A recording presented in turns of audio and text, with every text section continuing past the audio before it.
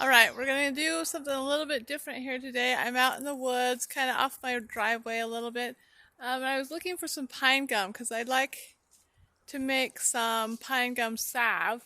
Um, and most of what I'm finding is old pine gum. So we'll see if it'll work. But I'm going to collect some of that. A couple things that you need is an old jar, like something that you don't care about. Do not use a good canning jar because you will never get this stuff off. And then a knife, plastic knife. Again, you're never going to get this stuff off, so do not use something nice. The one time I have tried making this, and it worked pretty good, I had to throw away the jar and everything. So let me show you what I'm looking at, and then we'll see about making it. We'll try it. Okay, so this tree is actually still alive. I don't know if you can see that or if you can hear me. I sometimes cover the microphone. But we have what's called spruce bark beetle, and so all these areas where the sap is coming out oftentimes is from the spruce bark beetle. The tree is trying to get rid of the beetle by coating it in sap and then killing it. But this is what I'm going to collect. And I'm just going to, I don't know if I can hold my phone. I didn't bring out a stand for some reason. Anyway, I'm going to try to collect this.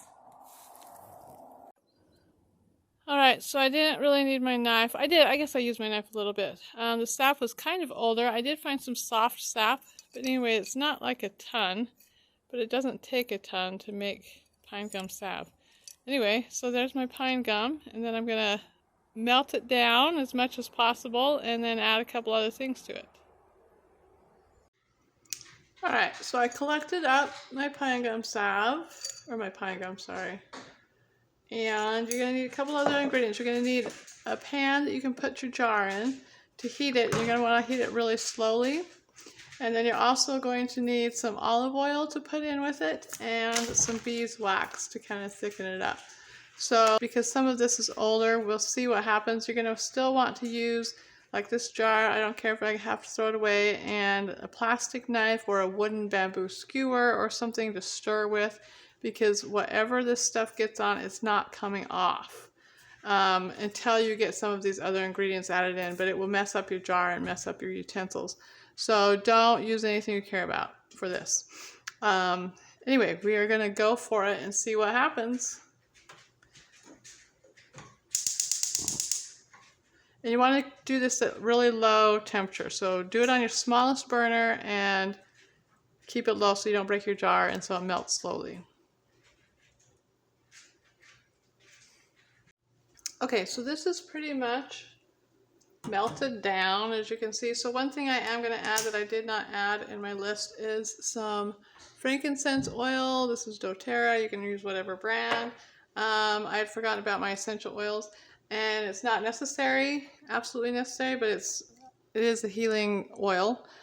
So I have 3 tablespoons of olive oil, and this kind of, how much oil you put in it just depends on how much sap you have. I don't have a lot of sap, so I'm not putting a ton of oil in there. And then I put my frankincense in there with that, and I'll add that in here. And then, excuse me, and then we'll add the beeswax. We're going to just add that in. And if I want to, I can add a little more. We're going to stir that in.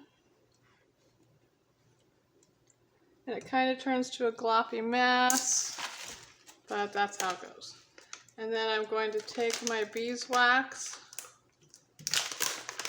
It says about 1/4 cup or so, but I'm going to just kind of, but that was with more stuff. So I'm going to melt that down. Just kind of how much ever. Also remember that if this stuff gets on your stove or wherever, it is actually really hard to get off. So just be aware that this is not easy stuff to get off if you have it on stuff. This stuff on the edge of the jar will not come off. So anyway, we're going to let that melt down, and then we'll stir it around some more, and then we'll put it in some jars. I would recommend like smaller jars. I'm going to use one of these, or a couple of these actually, I should say. But you know, just something that has, you can put a lid on and utilize in that regard. So we'll let that melt down and we'll continue on. Okay, the next thing I'm going to do is pour this off into the jars. And I'm going to first pour the liquid off into the jars, and then I'll put the pine gum because it's kind of funky. It doesn't ever really get super soft like some saps. But don't get this on your stove. I'm going to do a little bit in this one. And a little bit in this one. Or more in this one because it can hold more. And then if you want, you can put the actual pine gum resin. I'll put some of this in the bottom. Maybe I won't be able to do this on camera, but anyway, some of this down in the bottom. It's just going to solidify. Oh, I made a mess. But at least the resin's kind of in there. The rest of it, though, will firm up and get soft and stay soft. And okay, I made a mess on this one, but it should go in. But you don't have to put the chunks in there. But anyway, I've used this for drawing slivers out, for infection, for all sorts of things. It's kind of like an antibacterial salve. So I'm going to leave these with the lids off until they solidify, and then it's ready. So anyway, that's how I make my pine gum salve. And that, like I said, there's several medicinal properties, and not just the salve, but like the beeswax has some medicinal properties, and the olive oil and the frankincense. So anyway, it's a great thing to just have on hand, especially if you have kids, because you never know, cuts, bruises, bumps, all those kinds of things happen. Anyway, I hope you enjoyed that, and I'll show you the finished product here in a minute, but it's already starting to set up pretty good. Also, just a side note, you see all that? That will not ever, sorry, let me see where my camera is. That will not ever come out. So like I said, don't use a jar that you care about, and use a plastic utensil to stir with, because it's not coming out. And you can throw this away, or you can keep it to do it again, or whatever. But anyway, use an old jar. All right, so there it is, the finished product. You'll see I have that residual stuff that didn't really melt very well. I find that this actually gets hard again. But if you smell this and you use it, the pine resin or whatever is in there is actually mixed into the oils and the beeswax. So this makes a great, like I said, salve for cuts and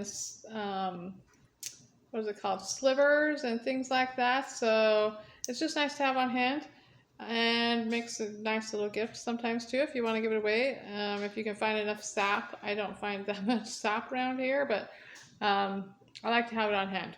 Anyway, I hope you enjoyed that, and maybe give it a try.